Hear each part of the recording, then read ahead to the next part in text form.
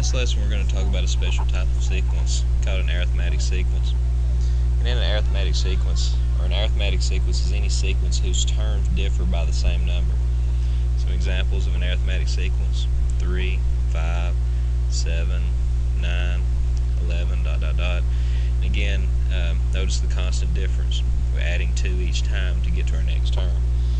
We can also go down: 14, 10, 6, 2, negative 2, dot, dot, dot.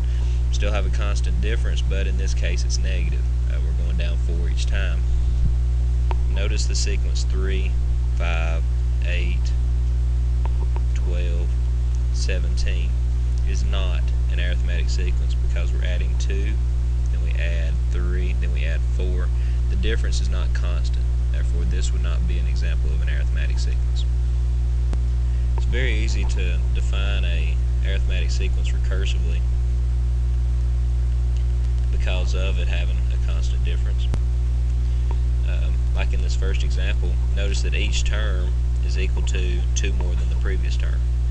Therefore, to define it recursively, again, we have to say, okay, the first term is 3. But each term after that is equal to the term before it, which is use of n minus 1, plus, in this case, the constant difference was 2 for all n greater than or equal to 2. In our second example, the recursive definition, notice our first term is 14. And again, it goes down 4, so each term is equal to the term before it minus 4, because it's going down 4 each time for, again, all n greater than or equal to 2.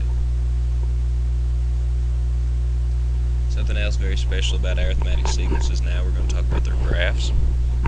And reminding you from the previous section, to graph a sequence, the way that we're going to do it is correspond and let the domain actually be the numbers of the terms, such as our first term is 3, so let the x be 1 and our y be 3. So our first term go over 1, go up 3. Our second term is 5, so go over 2 and go up 5. Third term is 7, fourth term is 9, fifth term 11, and so on and so forth. And you do see a pattern there.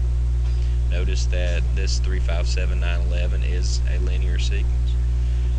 Second one, our first term is 14, so go right 1 and go up 14. Our second term is 10, so go right 2 and go up 10. Our third term is 6, so go right 3 and go up 6. Our fourth term is 2, so go right 4 and go up 2.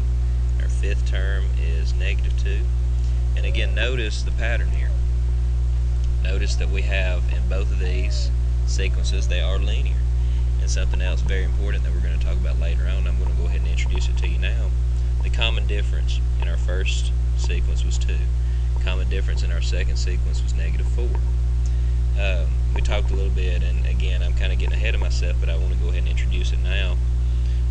Once we talk about linear equations, we'll start talking about something called slope.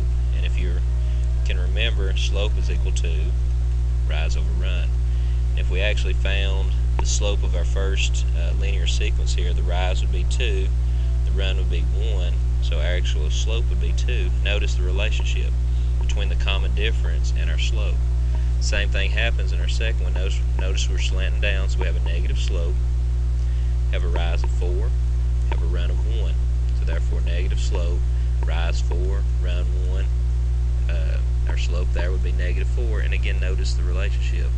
So we see here that the slope of our graph is actually the exact same thing as the common difference of our linear sequence. Okay, the first example here asks us, or gives us an arithmetic sequence. They call it use of n. They say use of n is an arithmetic sequence, and that use of 1 is 5 and use of 2 is 7. And then it asks us to find the common difference. It says write a recursive formula, give the first 7 terms and graph the first 7 terms. So we're kind of doing everything that we've done in the first few examples. So it gives us use of 1 is 5 and use of 2 is 7, so therefore our sequence would be 5, 7, and so on and so forth. And the first part of the problem says find the common difference, so that's kind of obvious if we look at our two numbers. If this is arithmetic, then obviously to get from one to the next we're adding 2. So 5, 7, our next term would be 9, 11, 13, and so on and so forth. So therefore the common difference, which we'll call it our CD, in this problem is equal to a positive 2. Next part of the problem says write a recursive formula. So therefore a recursive formula for this, we'll call it an RF. We first have to tell where our problem starts. Use of 1 is equal to 5.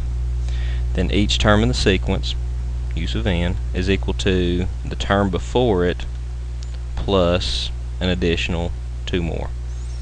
And you also have to throw in for all n greater than or equal to 2. So therefore there would be our recursive formula for this problem. The next part's probably even easier than that. It says give the first 7 terms, and we've nearly done that already. Again, keep in mind that our common difference was 2, so our first term was 5, so we had 5, 7, 9, 11, 13. Our next term would be 15, and our 7th term would actually be 17. I'm going to put ellipses there just to show us that it does continue on and on.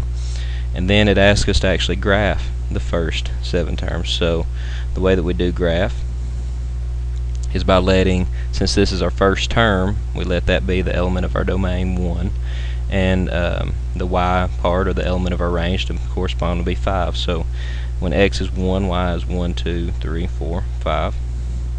When x is 2, y is 7. When x is 3, y is 9, 11, 13, 15, and 17. And again, we see that, and I just want to kind of reiterate this, we see that it is linear because it's arithmetic, and again, arithmetic is equal to linear. Anytime you see an arithmetic sequence, it's going to be linear. And again, I want you to concentrate on your slope of this line. You have a rise of 2 and a run of 1, so the slope would be 2. This is just extra information. I just want to, like I said, reiterate it. Which again, notice your common difference. Your common difference is also 2. You're stepping up 2 each time. Okay, next we're going to discuss what's called the explicit form of an arithmetic sequence in this case. In this lesson, the explicit form is very valuable to us. I want to remind you of the recursive form. If I told you to find the 50th term of a sequence, in order to use the recursive form, you'd have to know the 49th term and then add 1 to it, and then you'd find the 50th term.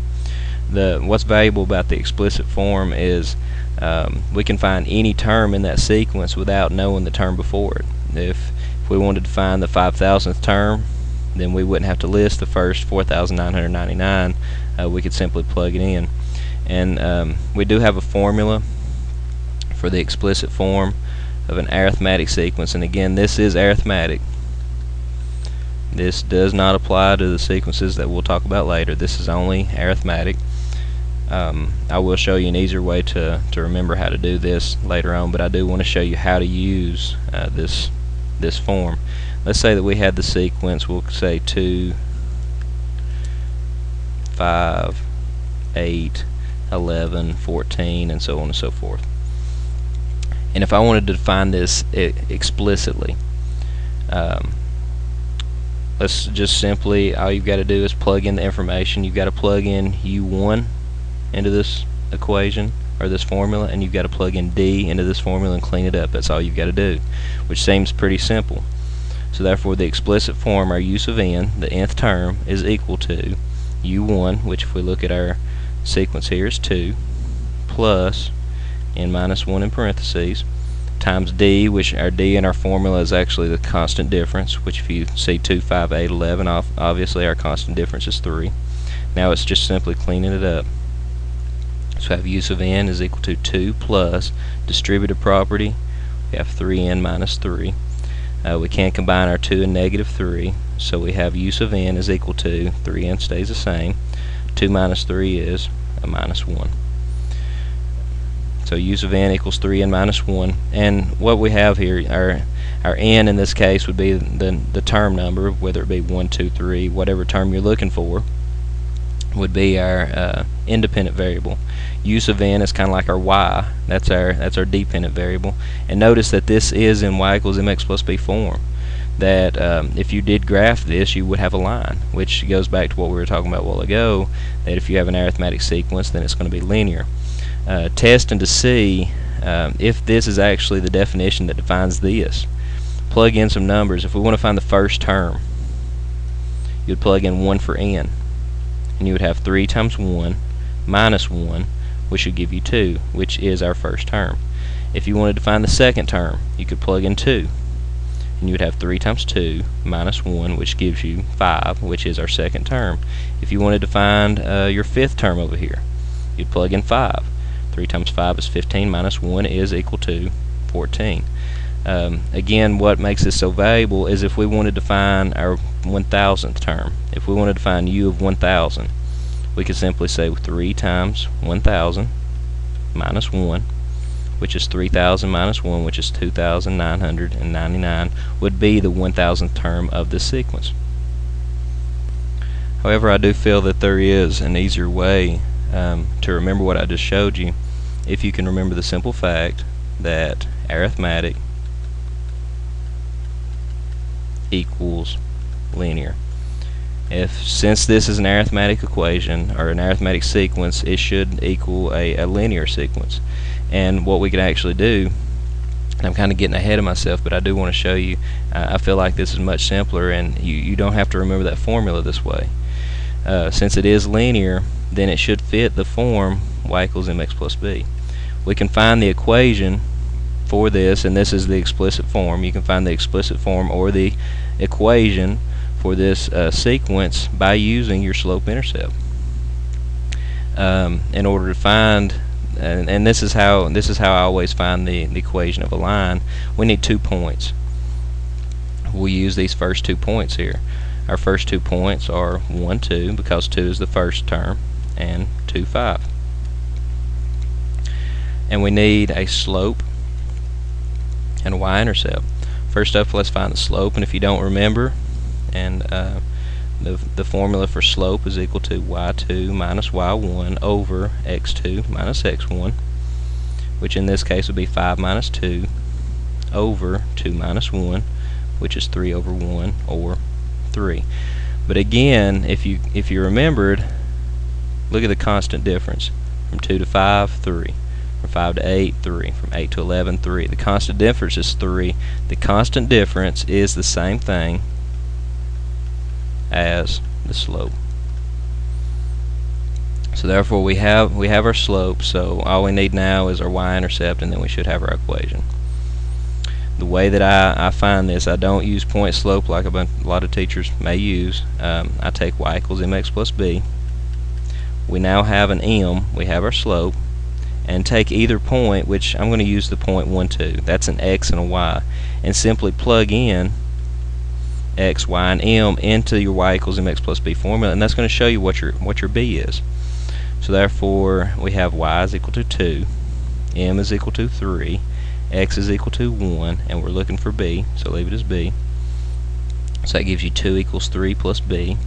Moving 3 over, subtracting it, you'll get b is equal to negative 1. Therefore, you have your equation. If m is 3 and b is negative 1, then your equation for y equals mx plus b is y equals 3x minus 1. However, that doesn't look like our sequence notation. In order to write it in sequence notation, instead of y, they write it as u sub n, our nth term, is equal to 3 times not x, our independent variables n, minus 1. And if you look back, that's the exact same answer you got before. Again, just keep in mind, if it's arithmetic, then it's linear. Okay, our next example says find the nth term of an arithmetic sequence. And when it says nth term, we're looking for the explicit form. That's all that means, is find the explicit form of an arithmetic sequence with an initial point of negative 2, u1 is negative 2, and a common difference of 4. So again, u1 is negative 2, and we have a common difference, we'll just call it d, have a common difference of 4. So our sequence actually looks like this. Our first term's negative 2, and then our common difference is 4, so if you add 4, you get 2, add 4 more, that's what your sequence looks like. And I'm going to work it both ways for you. I'm going to first work it with a formula. Use of n equals use of 1 plus n minus 1 times d. And again, the reason I don't use this formula a lot is because it forces us to have to memorize a formula that we don't have to memorize. So let's plug in what we know. We know the first term is -2, it's given to us, plus, and notice they give us both pieces of information we need. So we just plug it straight in. Now it's just cleaning up. Use of n equals -2 plus distributive property, you get 4n minus 4. So use of n equals 4n doesn't combine with anything. -2 and -4 combine to give you -6. So use of n equals 4n minus 6. I like to check it. If you plug in 1 for n, that should give us our first term. If you plug in 2 for n, that should give us our second term. So plugging in 1 for n, you get 4 times 1 minus 6, which gives you -2. That checks. If you plug in 2 for n, you get 4 times 2 minus 6 is 8 minus 6, which is 2. That checks. Plug in 3 for n, 4 times 3 is 12, minus 6 is 6. That checks. So therefore that is the correct answer. Now again, let's work it the second way. Y equals mx plus b. We do know that your slope is your constant difference. If you'd like to use a slope formula, the y2 minus y1 over x2, you can do that as well. But our slope is our constant difference. So our slope in this problem will be 4. And we need a point. Have two different points. We have 1, -2. We have 2, 2. We have 3, 6. We can use any of these points.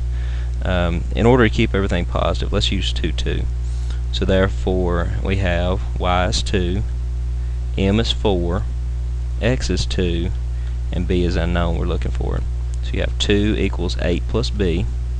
Move your 8 over, you get -6 is b. So therefore, going back and plugging our slope and y-intercept in, we get y equals m, which is 4, x plus b, minus 6. And again, you see the similarities, but this one is actually written in notation form, or with the, in sequence notation. So let's use that same notation. Instead of y, let's use our use of n. Instead of x, let's use n. So use of n equals 4n minus 6, which is the same answer we got for the first one. We're also asked to graph that exact same sequence after we found it, and graphing it should be fairly easy. The way we do that is our first term is -2, so we go over to 1 and go down to 2. Our second term is 2, so we go over 2 and up 2. Our third term is 6, so we go over 3 and up 6. Fourth term is 10, so we go over 4 and up 10, and we could actually put more points on there if we'd like. Make sure though that we don't go to left with our points, that we're always going right, because this is our first term. We don't have a 0 term for this one. We'll talk about 0 terms later on. Also keep in mind, don't connect your dots. This is it's not a continuous function. It's staggered, so make sure again, don't connect your dot. There's nothing in between -2 and 2. It steps from -2 up to 2, and it steps from 2 up to 6. So again, don't connect your dots. So there's the graph of use of n equals 4n minus 6. So for our next problem, we're given the arithmetic sequence 7, 10, 13, so on and so forth, and we're asked to find the 52nd term. Again, we could list all 52 terms, but the easiest way is to find the explicit form of our arithmetic sequence. And again, keep in mind that arithmetic sequences are linear, so the way we're going to do this is by using y equals mx plus b, or our slope-intercept form, and finding the actual explicit definition. So here we go. Our two terms, or our 2 points, are 1, 7 and 2, 10. To find the slope, our slope is equal to y2 minus y1, which is 3, over x2 minus x1, which is 1, so our slope is 3. Now if we take our slope-intercept form, y equals mx plus b, take that slope in either one of our points, which we'll use 1, 7 in this case, and plug all 3 of them in, we now have 7 equals 3 times 1 plus b, or 7 equals 3 plus b, so obviously b must be 4.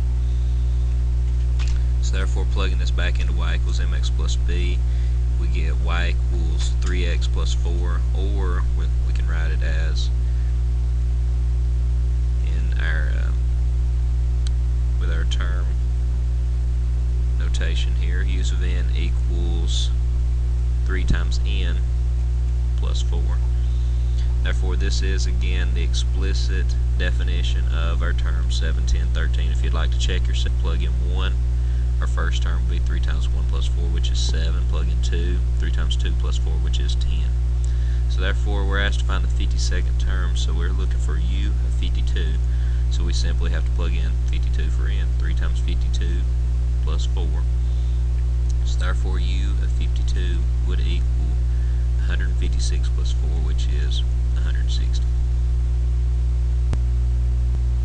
Okay, in our next problem, we're given that we have a sequence that is arithmetic. That's very important. Our fifth term of our sequence is 28. Our eighth term is 43. And we're asked to find the following. We're asked to find the first term of our sequence. We're asked to find a recursive definition for our sequence. We're asked to find an explicit definition of our sequence. If we do it using the linear method that we had learned before, probably pretty easy. So therefore, our fifth term is 28, so that means we have the point 528, the point 843. So therefore, our slope would equal y2 minus y1, which is 43, minus 28, which is 15. Our x2 minus x1 is 8 minus 5, which is 3. So our slope is 5. Something else you need to make note, which you might have already noticed, the slope of an arithmetic sequence is actually the same thing as the common difference of an arithmetic sequence. So therefore, we could have just looked in the previous examples and found our common difference, and that would have been the same thing as our slope. And we can actually prove that here. Our fifth term, let's say 1, 2, 3, 4. Our fifth term of our sequence is 28. 6, 7. Our eighth term, 6, 7. Our eighth term is 43. I'm missing a blank. Fifth, 6, 7. No, that's right. So therefore, if our common difference is 5, we can see that this is true because our next term would be 33. Next term would be 38, and then we do get 5 more than that is 43. We could count backwards to find our first term and by subtracting 5 each time, but we're going to do it again a different way. Now that we've got our slope, again we're going to take y equals mx plus b, our slope-intercept form. If our slope is 5 and we can take either point, we'll use 528 and just plug that information in.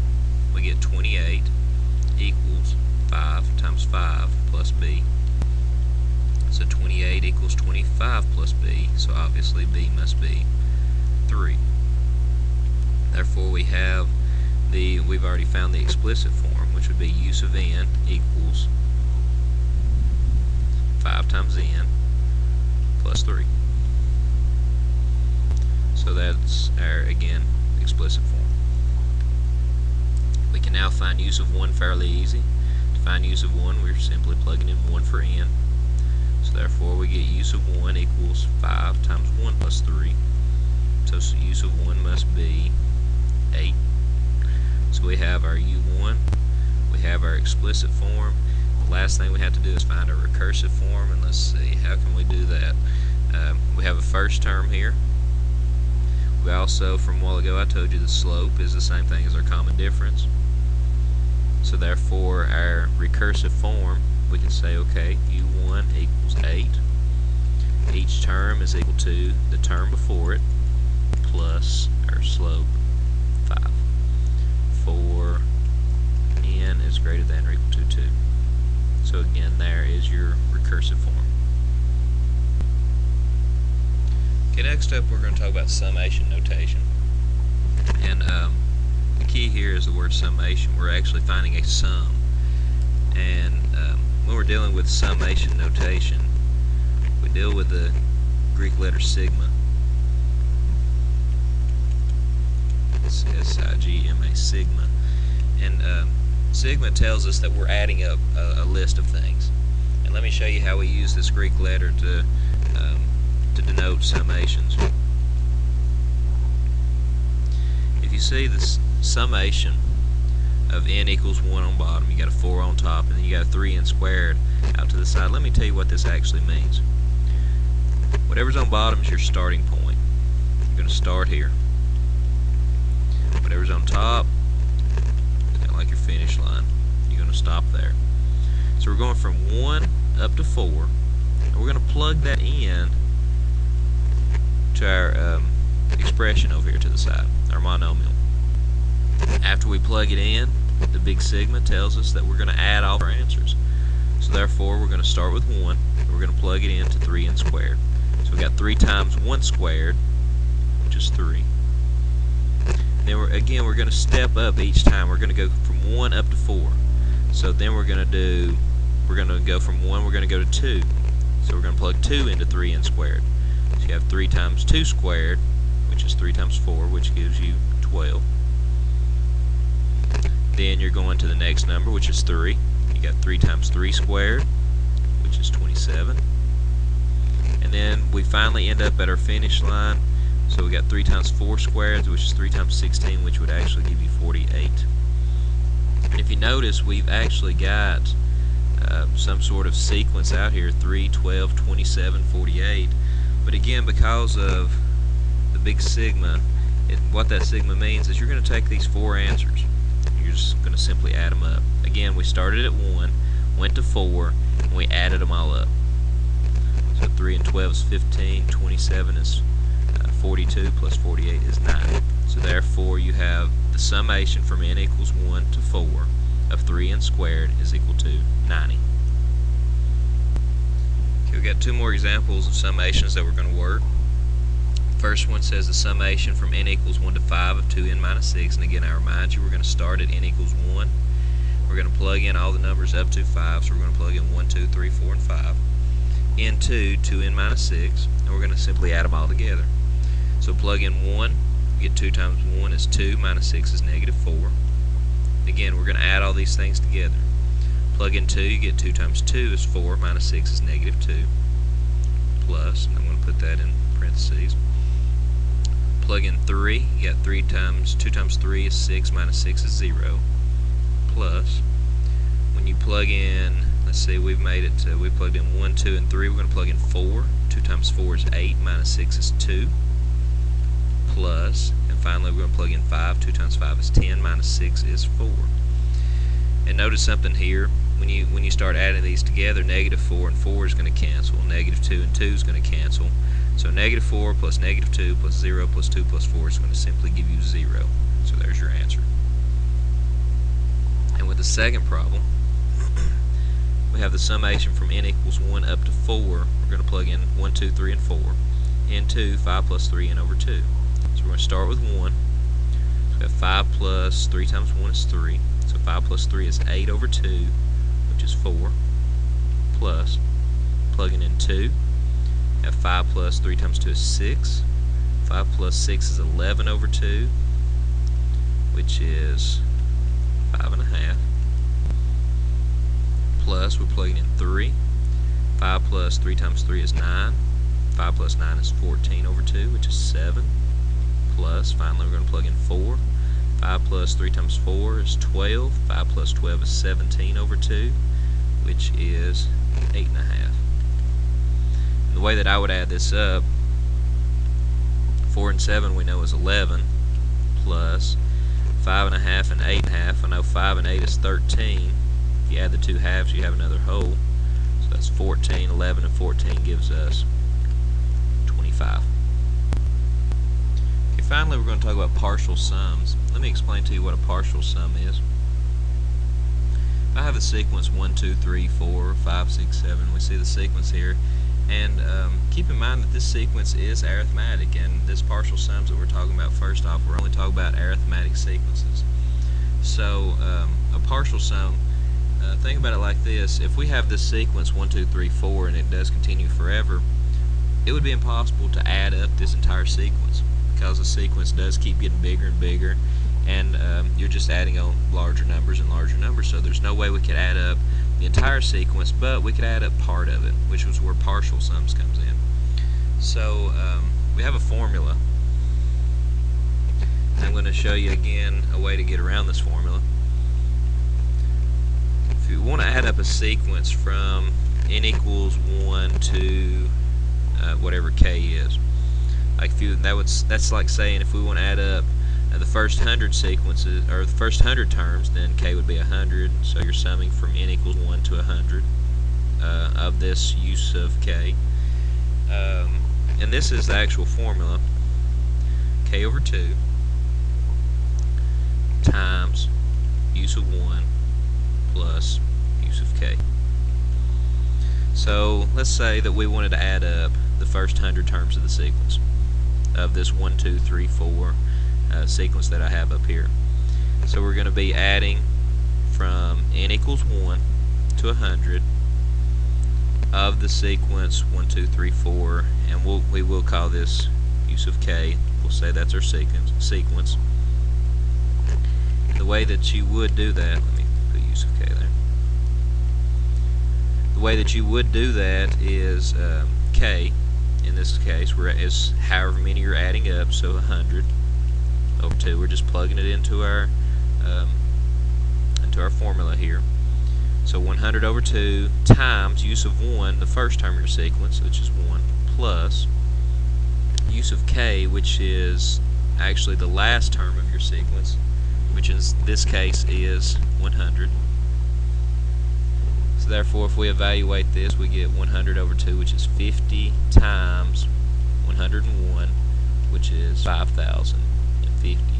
Therefore, the first 100 terms, or again, we're adding up, really in this case, all the numbers from 1 to 100 is 5,050. But again, I want to show you an easier way to remember this. If we're adding up these numbers from 1 to 100, doing 1 plus 2 plus 3 plus dot dot dot, and I'm going to leave the middle out, 97 plus 98 plus 99 plus 100. Now I want to kind of show you where the formula comes from, and keep in mind what the actual formula says, and I'll write it over to the side. K over 2 times U1 plus, in this case, U of 100. So what we're actually doing, I want you to take the sequence, and I want you to think about this. Take the first number and the last number of the sequence, which is, in parentheses, what we're actually adding up. When you add those things together, 1 and 100, you get 101. Now take the second term and the next to last term. Add those together, 2 and 99. Add 2 and 99, you again get 101. Take the third term and the next third from last term. 3 and 98, you add them up, again you get 101. So what you're actually doing in this formula is you're pairing things. You're pairing the first and the last. You're pairing the second and next to last. You're pairing the third and third from last. And when you pair these things, they all add up to equal 101. Now what the k over 2 is for is dividing however many terms, which in this case we had 100 terms, it's dividing however many terms you have by 2, which in this case we got 50. And what that does is it tells you how many pairs you actually have. So if there's 100 terms, then you're going to have 50 pairs. If there was 40 terms, you would have 20 pairs. So we have 50 pairs of things that add up to 101, which gives you 5,050. Okay, the next problem tells us to find the 10th partial sum of the following arithmetic sequence: 14, 10, 6, 2, negative 2. What I'm going to do, just for the sake of making it a little bit easier, we're just going to simply list. Since we're just finding the 10th partial sum, we're going to list the first 10 things, which is what the 10th partial sum is, finding the sum of the first 10 terms of the sequence. So 14, 10, 6, 2, negative 2, and notice we're subtracting 2 each time. So we'd have negative 6, negative 10, that would be 1, 2, 3, 4, 5, 6, 7 terms. Negative 14, negative 18, negative 22 would be the first 10 terms of the sequence. And again, this is what we're adding up. And the formula, which if you remember, k over 2, use of 1, plus, in this case, would be use of 10. We're going to find the first 10. But again, I want you to remember it the other way. Take the first term and the last term. If you add them up, 14 and negative 22, notice you get negative 8. You take the second term and next to last term, 10 and negative 18. Again, if you add them up, you get negative 8. Third term, third from last term, add them up, you get negative 8. The k over 2 part tells you how many groups you have. And we see that, again, each of our groups are going to add up to negative 8. How many groups do we have? Since we have 10 numbers, then therefore divided in 2, then we'd have 5 different groups. So we have 5 groups, each of which add up to negative 8, so therefore the sum must be 5 times negative 8, which would be negative 40 would be your answer. Okay, the next example asks us to find the sum of all the multiples of 4 from 4 to 4,000, or excuse me, from 4 to 1,000. The way that we're going to do this is, notice again we've actually got an arithmetic sequence here. If you start listing terms, you got 4. If we're looking for the multiples of 4, that's 4, 8, 12, 16, 20, ... And you do see that this is an arithmetic sequence because notice you're adding 4 each time. But we want to add up all these things. So we're going to add up, we're going to do 4 plus 8 plus 12 plus ... plus all the numbers up to 1,000, so that'd be plus 992 plus 996 plus 1,000. So again, we see each of our groups, if you add them together, first and last term, each group adds up to equal 1,004, and you can see that with 8 plus 996 as well. Each group adds up to 1,004, but here's the problem, is knowing how many groups we have. Well, from 4 up to 1,000, how many numbers is that? If you we're only doing multiples of 4, so instead of 1,000 numbers, since it's just the multiples of 4, if you divide 4 into 1,000, there's 250 total terms, but again, that's not how many groups there are. 250 terms split in half would only be 125 groups. So therefore, we have 125 groups, each of those groups adding up to 1,004. So with your calculator, if you do 125 times 1,004, you see that you get 125,500. So therefore, all the numbers, or all the multiples of 4 from 4 to 1,000 added together would give you 125,500. Okay, now the final example of the lesson. Example 8 here says a business makes a profit of $10,000 during its first year. Its yearly profit is increased by $7,500 in each subsequent year. What will be the profit? What will the profit be in the 10th year? And what will be the total profit in these 10 years? So we've got two different things that we're asked to find here. I want you to notice one thing. This would be arithmetic because you're starting out at 10,000 and you're adding 7,500 each year. So he makes 10,000 during his first year. Let's write this down. So we'll call it, again, use of 1. He makes 10,000. And he makes 7,500 more each year, I believe is correct. So therefore, that would be your common difference. Each year, you're adding $7,500 more than that than the previous year. So in his second year, he would make 17,500. In his third year, if we add 7,500 to that again, I would believe would be 25,000, and so on and so forth. I want to do it though. We know that since we're dealing with such a small number, 10, that we could just simply list. But I do want to go through the steps and show you that we could use our explicit form to find how much we would make in the 10th year. The way that we're going to do that is we need 2 points. Point 1 is 1 10,000. And our second point, point 2, would be 2 17,500. Y equals mx plus b. If we find the slope, y2 minus y1, we get 7,500 over x2 minus x1 is 1. But again, we know that that process was pointless because we can look up here. If we have the common difference, we know that that common difference is your slope. So we didn't even have to go through the process of finding slope when we have the common difference. So we have our slope. Now we just need a y-intercept, and the way that we're going to do that is we're going to take a point, and we're going to take our slope, and we're going to plug it in to find our y-intercept. So therefore, y 10,000 equals m, which was 7,500, times x, which is 1, plus B. So we have 10,000 equals 7,500 plus B. Subtract your 7,500 off, and you do get 2,500 is equal to B. So therefore, our explicit form, use of n, equals m, which in this case was 7,500, or a common difference, times n plus b, which was 2,500. If you would like to check, you can plug in 1 and you would see that you would get 10,000. You could plug in 2, you'd see you'd get 17,500, and so forth. But we want to know, how much are we going to make the 10th year? So therefore we can plug in 10.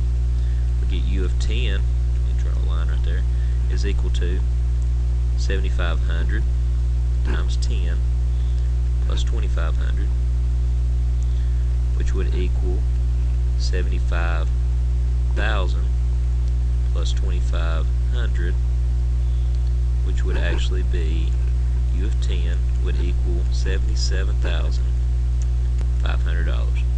So that's how much we're going to make in our 10th year. Now the second part of our problem asks us to actually find the sum of what we would make in all 10 years combined. And the way we can do that is by thinking of our formula. Since this is arithmetic, that makes all the difference. Since this is arithmetic, we're actually finding the sum 10,000 plus 17,500 plus 25,000 plus ... all the way down to 77,500. So the easy way of doing that is by grouping. We're going to group our first year and our last year, which gives us a sum of 87,500. And then if we did happen to group our second and next to last, we would get the same sum. But then asking ourselves, how many groups do we have? Since we have 10 actual terms, then we would have half that many, or 5 groups. So to find out how much we're going to make in all 10 years, we're going to do clear 5 times 87,500, which gives us $437,500. Is the amount of money which we may, and sometimes they'll write it like this, a large S of 10. The partial sums, or the 10th partial sum of this sequence is 437,500. That's how much we're going to make in the first 10 years of our business here.